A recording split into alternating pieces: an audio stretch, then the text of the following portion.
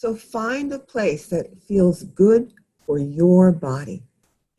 For some of us, it may be lying down. For some of us, it may be sitting upright on the cushion. But find a place in which, as much as possible, you're in a place that you can sit at ease. And there's a phrase, "oh, nobly born." And that means every one of us was nobly born.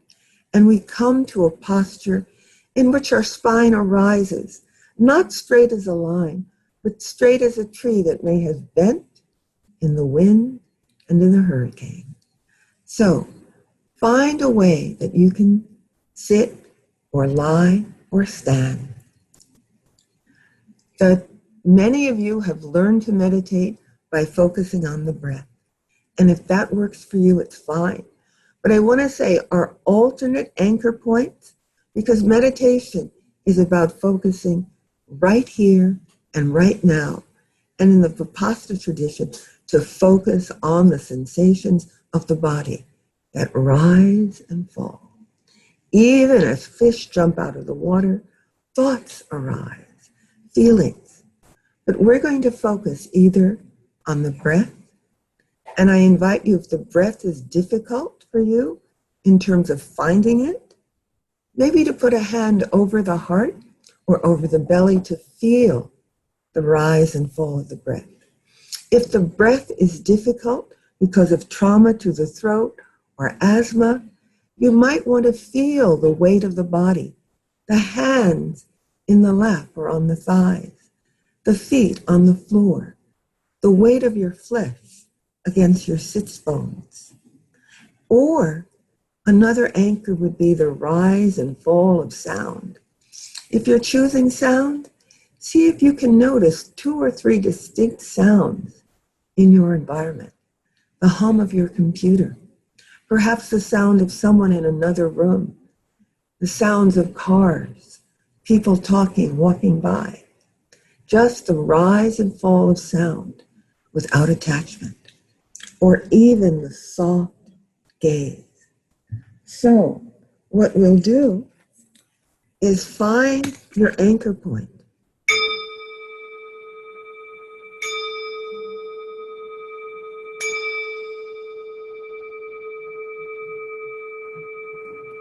We'll take one breath in and out, deep or shallow, and begin.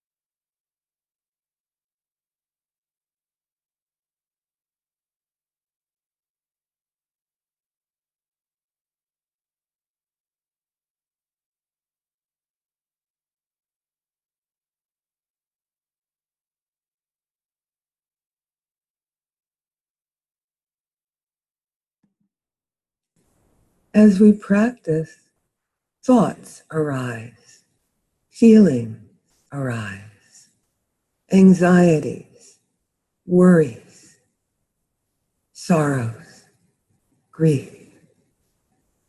This is natural.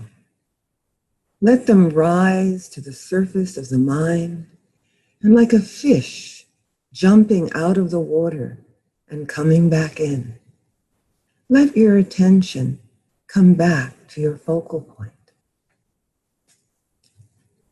All is as it is.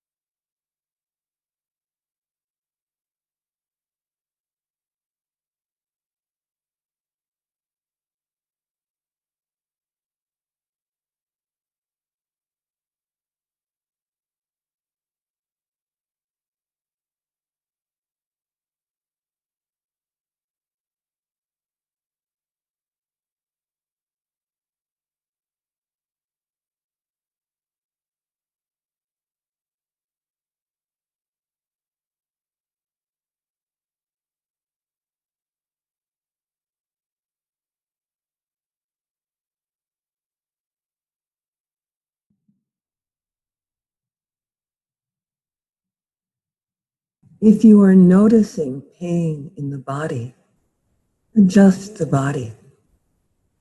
If you are practicing with chronic pain, let your loving attention come to the area where the pain is arising. If it is helpful, and only if it is helpful, let the focus of your awareness be these places of chronic pain, and see if you can notice a shift as you feel the pain rise and fall, pulse and ease, and just be with what is to the best of your ability. And remember, no right, no wrong. This is only a practice.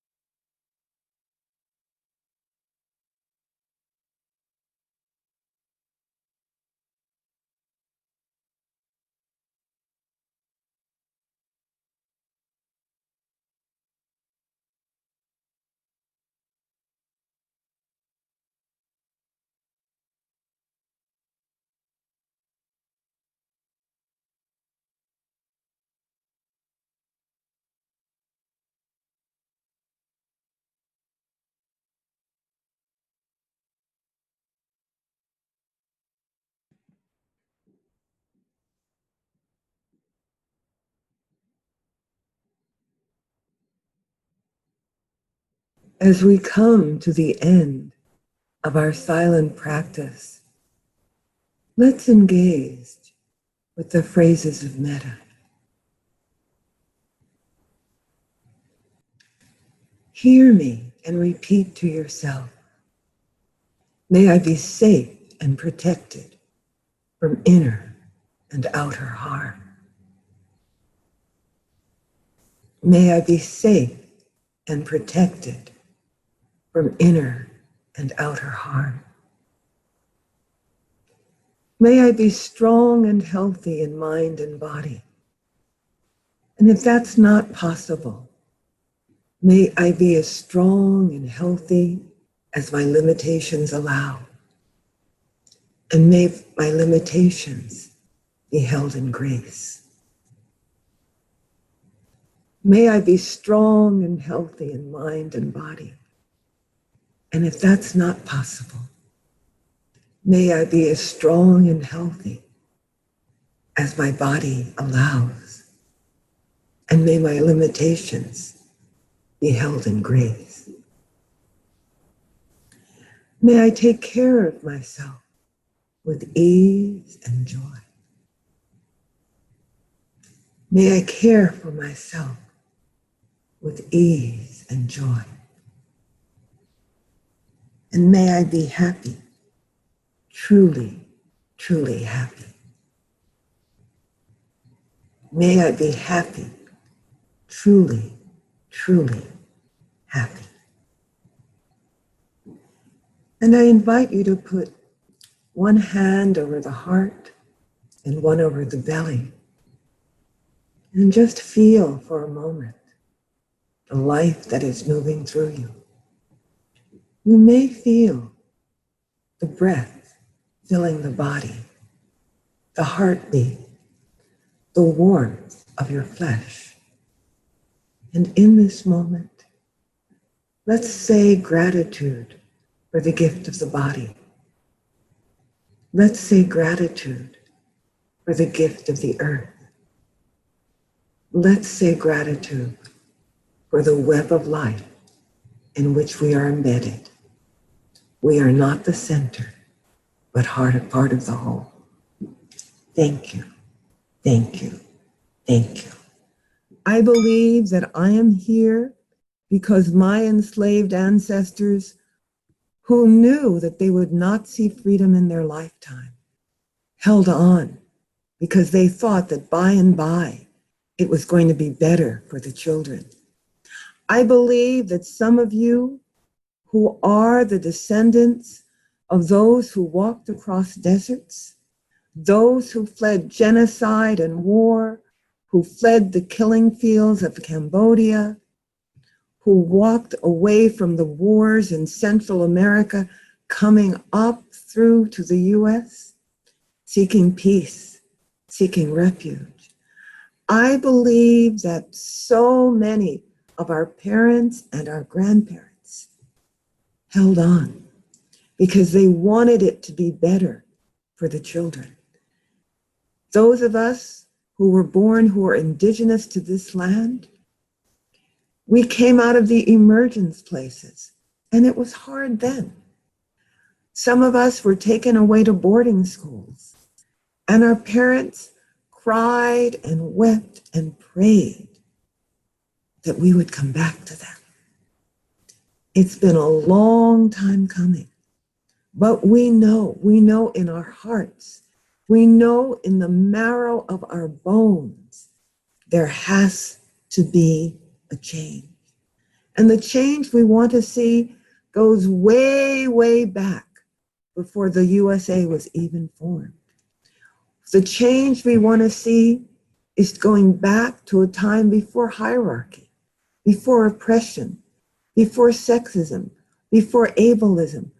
There was a time, and every one of us has indigenous ancestors. There was a time when we honored everybody in our group, where if we were disabled, it was a mark perhaps of favor of the gods, that if we were blind, it meant that we saw with the eyes of spirit. If we were limited in terms of what we could do, we communed with the spirits. I want us to remember there was a time when women were honored, when our groups believed in balance, Male, female, third gender, two-spirited, needed to be in balance for the whole to be right. Kinfolk, we need to remember those times. Everything is arrayed against us. Some of us are about worry. We know that there is an election coming. And even before the election, we may be being attacked on the streets. If we are Asian, if we are Black, we are not safe in our skins in this country. If we are Latinx, we are not safe in our skins in this country. If we are Native, if we are Armenian, if we are so many groups, we are not safe. And we need more than ever the tools that help us find refuge. So in the silent practice, we came, at least for some minutes, maybe only one breath that you took, but you were able to find the freedom in that breath. So one of the tools that we take from Buddhism is we may only have 3 breaths that we can take, but we take those breaths and we come into the moment and we come into the clarity of the moment and we come into the body, not disassociated, not moving away. We breathe and we find our freedom in that breath. Also, from Buddhism, we recognize that to be in the world is to experience suffering. The suffering of oppression. And I want to say, all the oppressions we have today, they existed in the Buddhist time. War, slaughter to the nth degree, laying waste not only peoples, but lands and animals. There were serial killers in the Buddhist time. There was hierarchy. There was the oppression of women. And while we may have thought that there was only one ethnic group, India had a caste system. And the caste system is very much like the racial oppression that we have now. All of these existed then. And that has existed. You know your stories. You know the origin stories. You know the wars that have been between peoples. If you're Asian, you come here as Chinese, Japanese, Korean, Filipino, Indian, Pakistani, all these groups. And suddenly, your people may have been warring for centuries and you're squished together into this Asian American. And you intermarry. And if you go back to Korea, back to Japan, back to China, your spouse may not be looked upon with kind eyes. You may not be seen as the child of the homeland. You may be seen as an American. There is suffering, kinfolk. There is suffering in our identities here and abroad. We cannot escape suffering. That is one of the teachings of the Buddha. But we can find moments of joy and moments of happiness and moments of peace. There will be death. We know the story of the woman carrying her dead child in her arms, asking the Buddha to bring back her child to life. And the Buddha said, knowing that in that moment, she could not hear the teaching of impermanence. Go, he said, and bring me a mustard seed from every house in which there has been no death. And she went throughout the village, and there was no house. And while the story is often told without the focus, as she went from house to house, asking, carrying her dead child. She might have been met by a woman. Oh, my child died too. My child died right after it was born. My child died when he or she was 10. My child died. A man of 40. She heard the stories of all the ways that deaths occur. We are in the midst not only of a pandemic in which there is death, we are in the midst of racial oppression that kills our people. It has been so since we came to this land as people of color.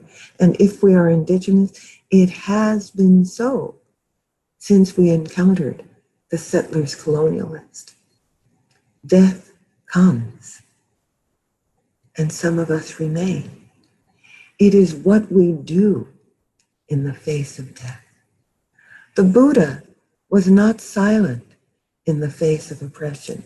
He could have brought out the Four Noble Truths, done his teaching, and maintained the caste system of India. He broke with it. There is no caste in the monastery. And that caste system was like the oppression, the racial and ethnic oppression that we experience now.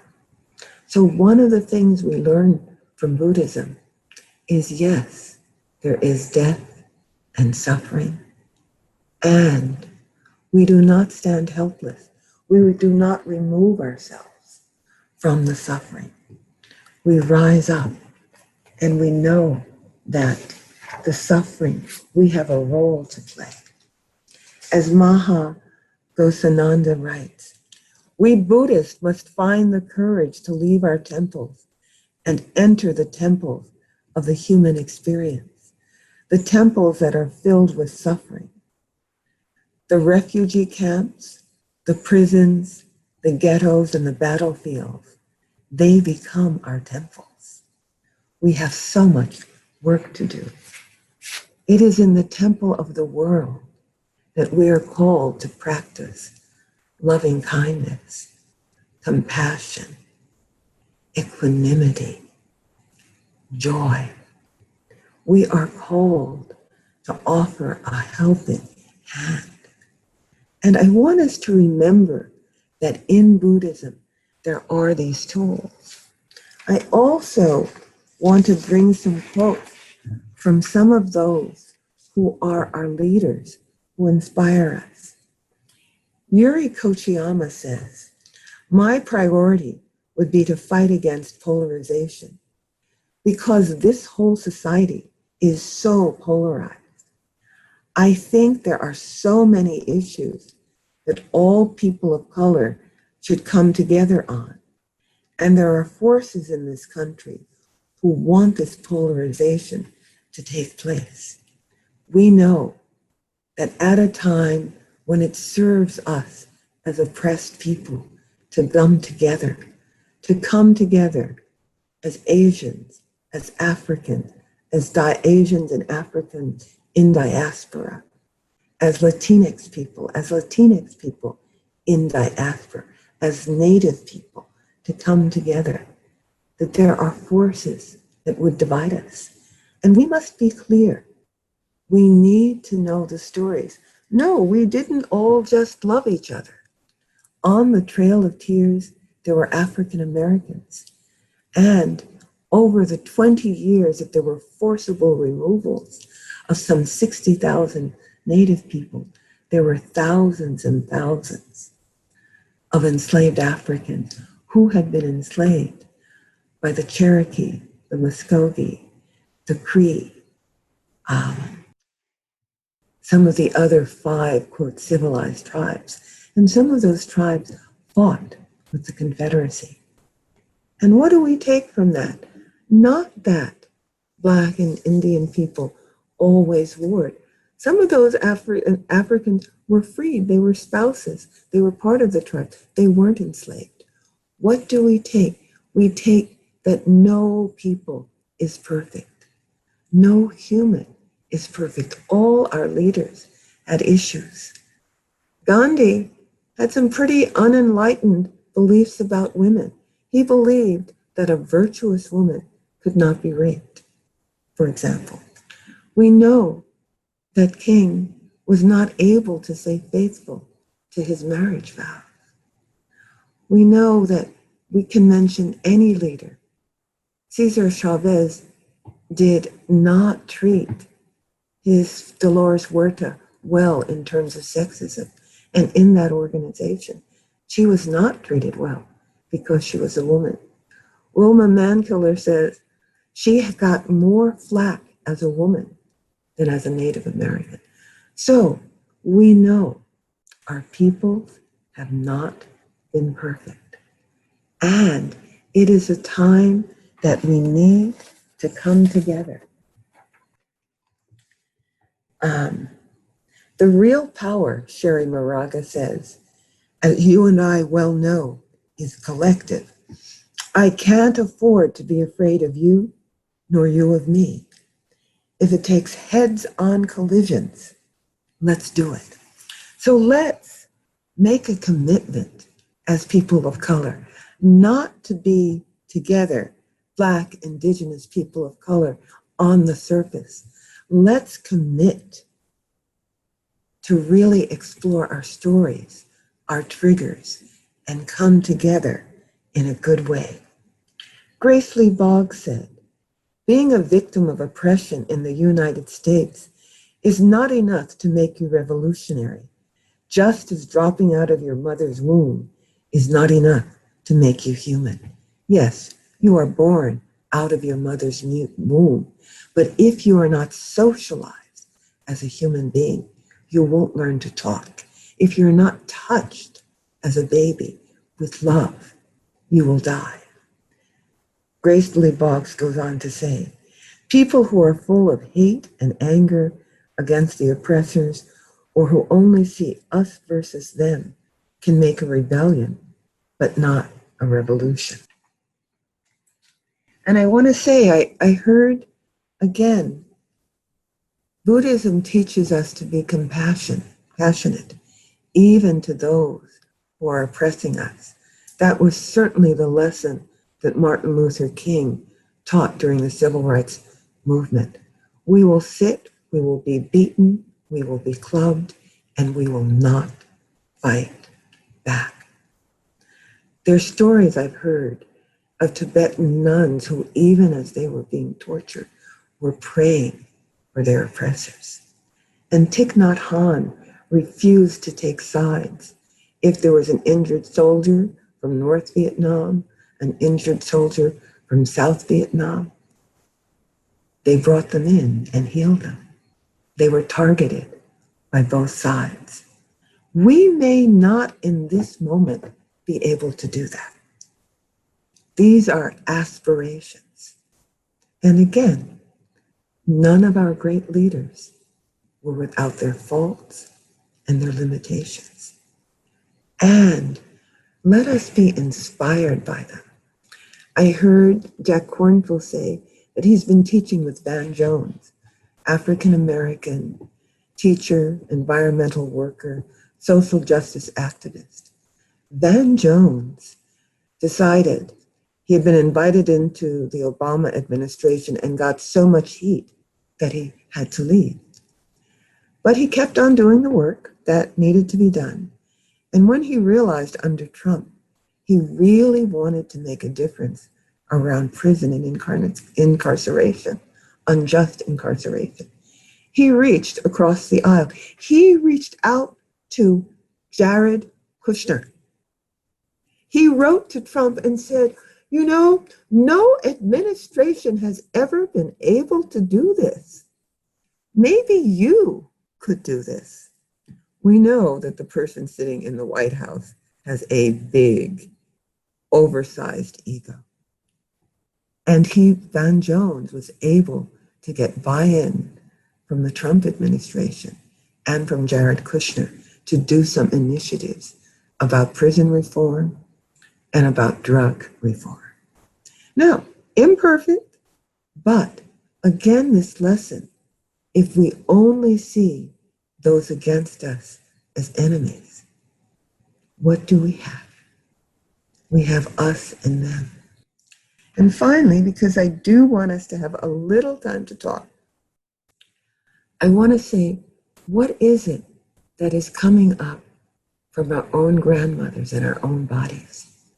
So everyone, just take a breath in and let it out. Let's put our hands together in front of the heart. Let's breathe in as we open. Let's just practice opening the heart and closing it. Not closing it entirely, but we're opening the heart to love. And as we close it, we're letting fear out. We're opening the heart and breathing in love. We're closing the heart and we're breathing out fear. We're opening the heart and we're breathing in compassion. We're closing the heart and we're breathing out doubt. So opening and closing the heart. And let's go to the mind. Let's take our fingers toward our temples. Opening the mind to truth. Closing the mind to fear. Opening the mind to compassion. Closing the mind to doubt. Open the mind to the teachings of spirit. Closing the mind to ignorance. Opening the mind and closing the mind. Opening the mind and letting the mind empty. Open and close. And now let's bring the hands down to the dantian, which is that area about 3 fingers below the navel. And we're going to open the body to health. And we're letting the body empty out of stress. Open the body to healing. Letting the body close to disease. Opening the body and closing the body. Opening the body to well-being. Letting the body empty of disease. Opening the body and closing the body. Opening and closing. And we're just now going to take our hands out to the horizon. We're going to reach up toward the sky. And we're going to bring the star energy into our body and let it wash away. Let it come down over the head and scalp, down over the face, down over the shoulders, down over the torso. Let the star energy wash away. Let it go through the hip joints and the belly. Let it go through the legs and feet, washing away anything that is not in harmony with your higher self. And standing or sitting, draw in the strong energy of the earth. Draw in the energy that breaks through the concrete, that endures and composts and holds. Draw in the transformative power of the earth up through your feet, up through your calves and knees, up through the thighs, up through the pelvis. Let the green energy of the earth wrap around the tailbone, come up through the torso, wash through the heart and throat, and let it fountain out of the head. And we'll bring one hand to the belly and one to the heart. And acknowledge yourself as a child of earth and sky, spirit and matter, love and power, wisdom and compassion. You are here and you are worthy. You are here and you are enough. You are here and your ancestors' dreams fulfilled. Now, thank you. I hope that some of you got something out of the talk. Some of you may have gotten something out of the brief, really fast embodied exercise. Some of you may have gotten something out of the words. May it be so. And if none of these work for you, my deep, deep apologies.